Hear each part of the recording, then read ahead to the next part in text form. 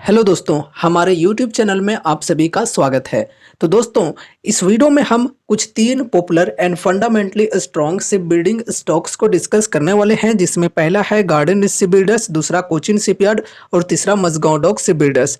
इन तीनों स्टॉक से related latest updates क्या हैं, ये फर्स्ट ऑफ ऑल डिस्कस करेंगे। फिर अपॉर्चुनिटीज को लेकर डिस्कस करेंगे एंड उसके बाद देखो, आप सभी के काफ़ी ज़्यादा कमेंट्स आ रहे हैं इस टॉपिक से रिलेटेड कि भाई यहाँ पर हमने इन स्टॉक्स के अंदर हाई के लेवल्स पर बाइंग कर रखा है एंड अभी हमें काफ़ी लॉसेज हो रहे हैं। तो क्या यहाँ पर लॉस बुक करके निकल जाना बेहतर होगा या फिर होल्ड करके बैठे रहें? अगर हमारा विजन है लॉन्ग टर्म का तो हमें क्या करना चाहिए? तो सब कुछ इस वीडियो में हम डिस्कस करेंगे। वीडियो के साथ एंड तक बने रहना। लेकिन हाँ, ध्यान में रखना कि जो भी चीज़ें हम अभी डिस्कस करने वाले हैं वो सिर्फ और सिर्फ एजुकेशनल पर्पज से करने वाले हैं। यहाँ पर मैं आप सभी को इन स्टॉक से रिलेटेड कोई भी बाय या फिर सेल की कॉल टिप या रिकमेंडेशंस नहीं देने वाला हूँ। तो इसलिए इस वीडियो को देखने के बाद अगर आपको इनमें से कोई भी स्टॉक के ऊपर अगर थोड़ा भी इंटरेस्ट लगता है तो फिर आगे आपको अपनी खुद की भी स्टडी, खुद की भी एनालिसिस करनी है एंड उसके बाद ही अगर आपको ठीक लगे तो ही कोई इन्वेस्टमेंट से रिलेटेड डिसीजंस लेने हैं। या फिर अगर आपके फाइनेंशियल एडवाइजर्स हैं तो उनसे एक बार कंसल्ट जरूर से करना है। चलो अब वीडियो को स्टार्ट करते हैं। यहाँ पर हम गार्डन शिप बिल्डर्स स्टॉक से, तो देखो, अगर हम आज की बात करें तो आज लगभग 2.25% की गिरावट देखने को मिली है स्टॉक के अंदर। एंड यहाँ पर गिरावट के पीछे रीजंस क्या है भाई? सिंपल सी रीजन है, प्रॉफिट बुकिंग चल रही है। लोग काफ़ी ज़्यादा परेशान हो रहे हैं कि यार स्टॉक गिर क्यों रहा है, तेज़ी क्यों नहीं आ रही है। तो भाई देखो, ऑलरेडी स्टॉक ने काफ़ी ज़्यादा तेज़ी दिखा दी है, काफ़ी ज़्यादा स्टॉक दौड़ चुका है। अब थक गया है, थोड़ा सा आराम करने दो एंड उसके बाद फिर दौड़ेगा। तो अभी थोड़ा सा यहाँ पर प्रॉफिट बुकिंग चल रहा है तो चलने दो। वैसे कंपनी के अंदर ऐसी कुछ खराबियां नहीं आई हैं, ये ध्यान में रखना, ठीक है। एंड साथ ही साथ इनकी जो क्वार्टरली रिजल्ट्स आउट हुई हैं, Q1 की जो रिजल्ट आई हैं, ये कुछ खास नहीं आई थी, लेकिन ईयर ऑन ईयर बेसिस पे ग्रोथ देखने को मिली थी, ठीक है। क्वार्टर ऑन क्वार्टर बेसिस पे खास नहीं थी, इस वजह से भी स्टॉक के अंदर हमें गिरावटें देखने को मिली है। अब चलो यहाँ पर अगर हम आज के वॉल्यूम की बात करें तो पिछले ट्रेडिंग डे के मुकाबले में वॉल्यूम काफ़ी कम होते हुए देखने को मिली है। पिछले ट्रेडिंग डे यानी कि फ्राइडे को 18 लाख की टोटल वॉल्यूम थी। अगर हम आज से कंपेयर करें तो देख सकते हो यहाँ पर आज कितना कम वॉल्यूम हो चुका है। आज सिर्फ और सिर्फ 11 लाख की वॉल्यूम थी स्टॉक के अंदर। अगर हम इनमें से डिलीवरी वालों की बात करें तो फ्राइडे के दिन लगभग सिर्फ 33% की संख्या थी डिलीवरी वालों की। डिलीवरी में लेने वालों की बात कर रहा हूँ। अगर हम आज की बात करें तो आज भी लगभग इतना ही है, बहुत ज़्यादा बढ़ी नहीं है, सिर्फ 1-2% का फर्क हो सकता है, ठीक है। तो डिलीवरी वाले यहाँ पर इंटरेस्टेड कम देखने को मिल रहे हैं, बाकी इंट्राडे वाले यहाँ पर अपना ट्रेड ले रहे हैं, ठीक है। अब चलो यहाँ पर चार्ट के अंदर आ जाते हैं। अगर हम गिरावट के परसेंटेज की बात करें तो 2.25% की गिरावट आज के दिन देखने को मिली है यहाँ पे। और क्लोजिंग प्राइस की बात करें तो 2009 की है। सपोर्ट के लेवल की बात करें तो यहाँ पर ये जो सपोर्ट है ये क्लोजिंग प्राइस के नज़दीक में है, 1963 की सपोर्ट है यहाँ पर। अगर नेक्स्ट डे गिरावटें कंटिन्यू रहती हैं तो इस सपोर्ट के लेवल को ध्यान में रखकर चलना है, ठीक है। अगर इस सपोर्ट को प्राइस तोड़ देता है, ब्रेकडाउन दे देता है, तो फिर स्टॉक के अंदर और भी ज़्यादा गिरावटें आ सकती हैं। फिर ये जो गिरावट है ये इस सपोर्ट तक आ सकती है जो कि है 1750 की। अब यहाँ पर हम तेजी के लिए डिस्कस करें कि अगर कल तेजी आती है तो ये जो रेजिस्टेंस के लेवल्स हैं इनको ध्यान में रखकर चलना है। पहला रेजिस्टेंस है 2056 का, दूसरा 2200 के अप्रोक्स है, तीसरा 2424। तो ये सपोर्ट एंड रेजिस्टेंस के लेवल्स को ध्यान में रखकर चलना है। अब यहाँ पर हम डिस्काउंट के ऊपर डिस्कशन कर लेते हैं।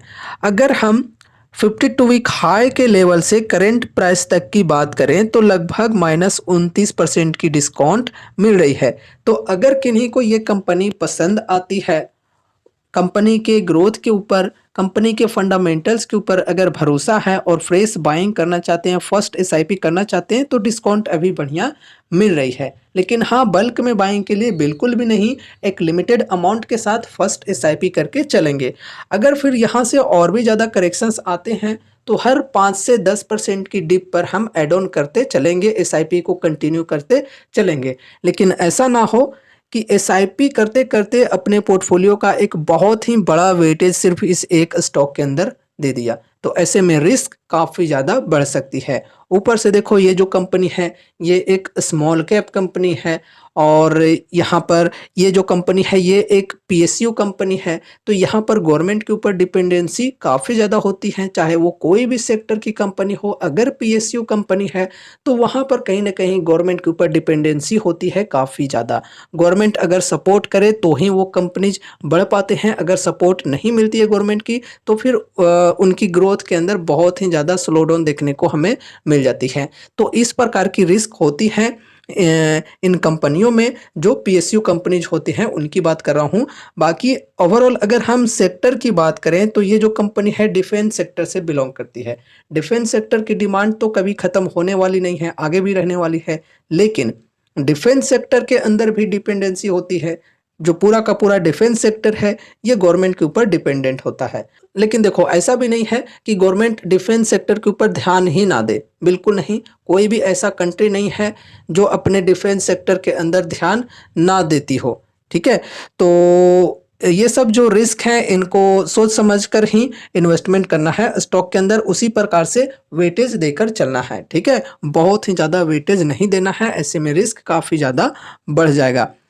तो यहाँ पर डिस्काउंट के ऊपर हमने अभी डिस्कस कर लिया, अभी बढ़िया अपॉर्चुनिटी मिल रही है। अब चलो दोस्तों यहाँ पर हम उनके लिए भी डिस्कस कर लेते हैं जो लोग यहाँ पर हाई के लेवल्स पर बाइंग कर रखे हैं। तो देखो अगर आपने इधर या फिर मान कर चलो कोई भी हाई के लेवल्स पर बाइंग कर रखा है, आपने लॉन्ग टर्म का सोच रखकर यहाँ पर इन्वेस्टमेंट किया था, आपका विजन था 3 साल 5 साल के लिए होल्ड करने का, लेकिन स्टॉक के अंदर काफ़ी ज़्यादा गिरावटें आ गई हैं और अब आपको कंपनी बेकार लग रही है, कंपनी के ऊपर से भरोसा ही उठ गया है और इस वजह से आप यहाँ पर एग्जिट करना चाहते हो, लॉस बुक करके निकलना चाहते हो, तो फिर आप निकल सकते हो, ठीक है।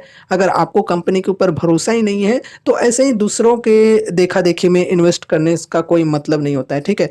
तो इसलिए अगर आप निकलना चाहते हो लॉस बुक करके तो निकल सकते हो। साथ ही साथ अगर किन्हीं को इमरजेंसी है और इमरजेंसी में वो यहाँ पर स्टॉक्स को सेल करके पैसे निकालना चाहते हैं, तो फर्स्ट ऑफ ऑल जो इम्पोर्टेंट काम है वो पूरा होना चाहिए और इस वजह से अगर आप एग्जिट करना चाहते हो तो चलो कोई दिक्कत नहीं है। अब दोस्तों देखो कुछ लोग ऐसे भी हो सकते हैं जिन्हें कंपनी के ऊपर इन्वेस्ट करते वक्त भी भरोसा था और अभी भी भरोसा है और वो आगे चलकर 3 साल 5 साल के लिए भी होल्ड करना चाहते हैं, लेकिन बस वो श्योर होना चाह रहे हैं कि भाई कंपनी के अंदर कुछ खराबी तो नहीं आई है ना। तो देखो मैं आपको ये क्लियर करना चाहूँगा कि कंपनी के अंदर ऐसी कोई भी खराबियाँ नहीं आई है।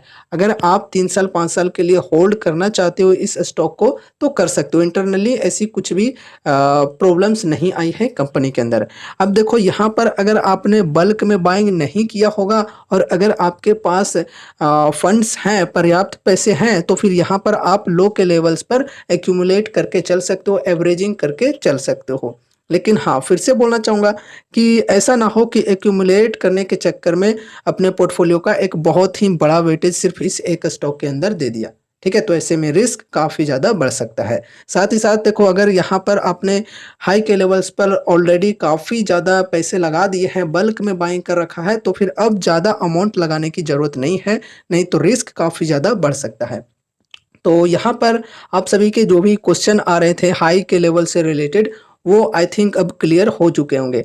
और देखो ऐसा नहीं है कि सिर्फ इस स्टॉक से रिलेटेड हमने अभी डिस्कस किया कि यहाँ पर अगर आपने हाई के लेवल्स पर बाइंग कर रखा है तो क्या करना चाहिए। अगर आपने कोचिन शिपयार्ड या मझगांव डॉक के अंदर भी हाई के लेवल्स पर बाइंग कर रखा है तो भी आपको इसी प्रकार से सोच समझकर डिसीजंस लेने चाहिए। बाकी देखो कोई कॉल टिप या रिकमेंडेशंस तो नहीं है।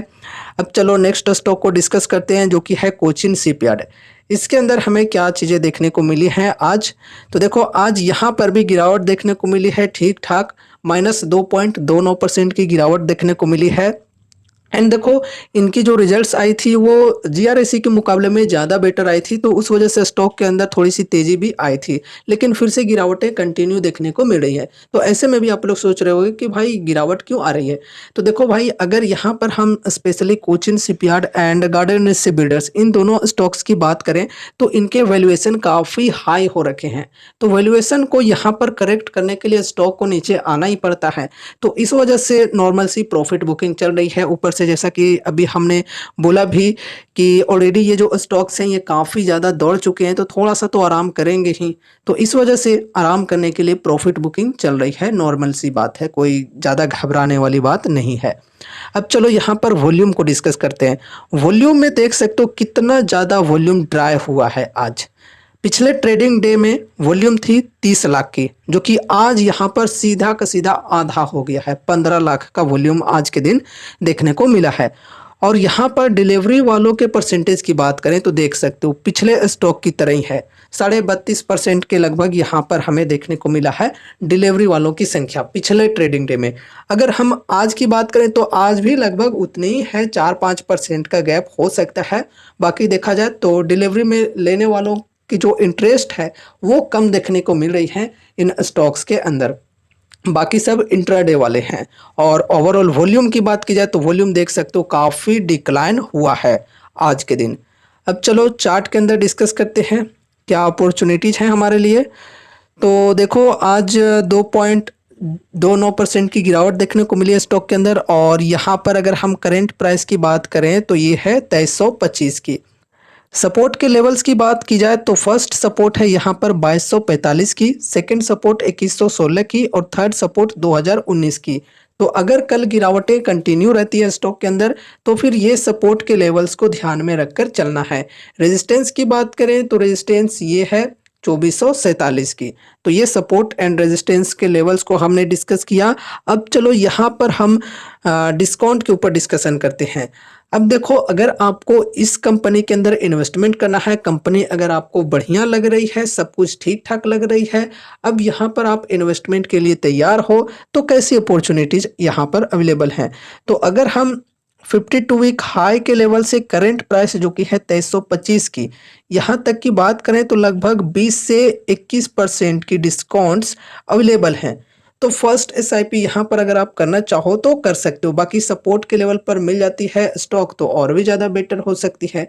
यहाँ पर हमने ये जो सपोर्ट की लेवल है 2116 की, जब स्टॉक आई थी यहाँ पर गिरकर इस सपोर्ट तक, तब भी हमने डिस्कस किया था। तो वो तो डिस्काउंट बढ़िया मिल ही रही थी। लेकिन अभी भी डिस्काउंट की बात की जाए तो ओवरऑल ठीक है फर्स्ट एसआईपी के लिए। लेकिन हाँ, ध्यान में रखना बल्क में बाइंग के लिए बिल्कुल भी नहीं। फिर और भी ज़्यादा यहाँ से अगर करेक्शंस आते रहते हैं तो हर 5 से 10% की डिप पर हम एक्यूमुलेट करके चल सकते हैं, एसआईपी को कंटिन्यू करके चल सकते हैं। फिर से वही चीज़ बोलना चाहूँगा कि एसआईपी करने के चक्कर में ऐसा ना हो कि पोर्टफोलियो का एक बहुत ही बड़ा वेटेज सिर्फ इस एक स्टॉक के अंदर दे दें। ये भी एक पीएसयू कंपनी है, ये भी डिफेंस सेक्टर से ही बिलोंग करती है। जिस प्रकार की वहाँ पर रिस्क है, यहाँ पर भी उसी प्रकार की रिस्क है। तो रिस्क को आपको ध्यान में रखकर ही यहाँ पर इन्वेस्टमेंट करने हैं, लिमिटेड अमाउंट के साथ ही चलने हैं। साथ ही साथ अपने पोर्टफोलियो के अंदर अलग अलग सेक्टर्स में इन्वेस्टमेंट करना जरूरी है। इससे हमारा जो रिस्क है वो मैनेज हो पाता है। ठीक है, तो डिस्काउंट बढ़िया मिल रही है। बाकी हाई के लेवल्स पर अगर ऑलरेडी बाइंग कर रखा है तो क्या कर सकते हैं, अभी हमने डिस्कस कर लिया है पिछले स्टॉक के अंदर, तो बार बार डिस्कस करने का कोई मतलब नहीं है आई थिंक। अब चलो मझगांव डॉक शिप बिल्डर्स को डिस्कस करते हैं। तो आज के दिन लगभग 1% की तेजी यहाँ पर हमें देखने को मिली है, जो कि उन दोनों स्टॉक्स के कंपैरिजन में बढ़िया देखने को मिली है। चलो, ओवरऑल पॉजिटिविटी यहाँ पर हमें देखने को मिली है आज के दिन। अगर हम वॉल्यूम की बात करें तो वॉल्यूम भी उन दोनों स्टॉक्स के कंपैरिजन में यहाँ पर बढ़िया देखने को मिल रहा है। अगर हम कोचिन शिपयार्ड की बात करें तो कोचिन शिपयार्ड के अंदर कैसा वॉल्यूम देखने को मिला, पिछले ट्रेडिंग डे में 30 लाख का वॉल्यूम था, जो कि आज सीधे 15 लाख पर आ गया है। अब यहाँ पर अगर हम बात करें तो पिछले ट्रेडिंग डे में वॉल्यूम थी 21 लाख की, तो वो भी यहाँ पर घटी है, काफ़ी ज़्यादा घटी है, 21 लाख से घटकर 16 लाख पर आ गई है। लेकिन उनके जिस तरीके से वॉल्यूम घटे हैं उस तरीके से यहाँ पर नहीं देखने को मिले हैं घटते हुए, ठीक है। वैसे ओवरऑल घटे हैं काफ़ी ज़्यादा पिछले दिन के मुकाबले में। अब देखो डिलीवरी वालों की बात की जाए तो डिलीवरी वालों का इंटरेस्ट यहाँ पर भी कम देखने को मिल रहा है। पिछले ट्रेडिंग डे में लगभग 20% यहाँ पर देखने को मिला है, ठीक है, डिलीवरी में लेने वालों की परसेंटेज। अगर हम आज की भी बात करें तो आज भी कुछ ज़्यादा परसेंटेज नहीं है डिलीवरी वालों की, ठीक है। मतलब कहीं ना कहीं डिलीवरी वालों का जो इंटरेस्ट है इन स्टॉक्स के अंदर वो ड्राई होते हुए देखने को मिल रहे हैं। अब चलो चार्ट के अंदर आ जाते हैं। तो देखो यहाँ पर अगर हम उन दोनों स्टॉक से कंपेयर करें तो इस स्टॉक की जो वैल्यूएशन है ये ओवरऑल बेटर है, उनके मुकाबले में वैल्यूएशन यहाँ पर कम है, लेकिन ओवरऑल वैल्यूएशन इसका भी हाई है, उनके कंपैरिजन में वैल्यूएशन इनका ठीक है, ठीक है। अब यहाँ पर देखो वो जो स्टॉक्स हैं वो जब गिरे थे तो लगभग 30-31% तक गिर गए थे अपने 52 वीक हाई के लेवल से। लेकिन यहाँ पर अगर बात की जाए तो ये जो लो का लेवल है तो ये जो स्टॉक है ये लगभग 20 से 21% तक ही गिरा है। ये एक बहुत ही अच्छी बात है। एंड जिस प्रकार से यहाँ पर हमें परफॉर्मेंस देखने को मिल रही है वहाँ पर उस प्रकार से देखने को नहीं मिल रही है। एंड यहाँ पर रिसेंटली कंपनी को एक न्यू ऑर्डर रिसीव हुई है ओएनजीसी की तरफ से 4,500 करोड़ की, लेकिन उस न्यूज का कुछ खास इम्पैक्ट आज के दिन देखने को नहीं मिला है स्टॉक के अंदर, ठीक है। क्योंकि देखो यहाँ पर ये जो लेवल है ये एक स्ट्रॉन्ग रेजिस्टेंस की लेवल है जो कि है 5,000 की, और यहाँ पर तेजी तो आई थी स्टॉक के अंदर, लगभग 2-2.5% की तेजी ओवरऑल हमें देखने को मिल रही थी ओपन मार्केट में। लेकिन फिर ये जो रेजिस्टेंस की लेवल है यहाँ से प्रॉफिट बुकिंग भी हुई है काफ़ी ज़्यादा, इस वजह से ओवरऑल मार्केट क्लोज होते होते ये जो परसेंटेज है ये कम हो गई और यहाँ पर ओवरऑल 0.9% पर क्लोजिंग हो गई है, ठीक है। तो इस प्रकार की चीज़ें यहाँ पर हमें देखने को मिल रही है। बाकी देखो ये जो स्टॉक है ये भी काफ़ी ज़्यादा दौड़ चुका है तो ये भी थोड़ा सा रेस्ट कर रहा है, प्रॉफिट बुकिंग इसके अंदर भी चल रहा है। बाकी उनके कंपैरिजन में यहाँ पर अगर हम देखें तो यहाँ पर थोड़ा रिस्क हमें कम देखने को मिल जाता है। और लेकिन ये जो स्टॉक है ये भी एक पीएसयू स्टॉक ही है, तो रिस्क ओवरऑल यहाँ पर भी है, गवर्नमेंट के ऊपर डिपेंडेंसी यहाँ पर भी है। लेकिन ये जो कंपनी है ये एक लार्ज कैप कंपनी है तो इस हिसाब से उनके मुकाबले में यहाँ पर जो रिस्क है वो थोड़ा कम है। अब चलो यहाँ पर हम सपोर्ट एंड रेजिस्टेंस के लेवल्स को भी डिस्कस कर लेते हैं। तो फर्स्ट सपोर्ट है यहाँ पर 4828 का, सेकंड सपोर्ट 4500 का और थर्ड सपोर्ट 4233 का। तो अगर कल गिरावटें कंटिन्यू रहती हैं तो ये सपोर्ट के लेवल्स को ध्यान में रखकर चलना है। रेजिस्टेंस की बात करें तो फर्स्ट रेजिस्टेंस है 5000 की जो कि एक स्ट्रॉन्ग रेजिस्टेंस है, उसके बाद यहाँ पर 5200 की रेजिस्टेंस है। तो ये सपोर्ट एंड रेजिस्टेंस के लेवल्स को ध्यान में रखकर चलना है।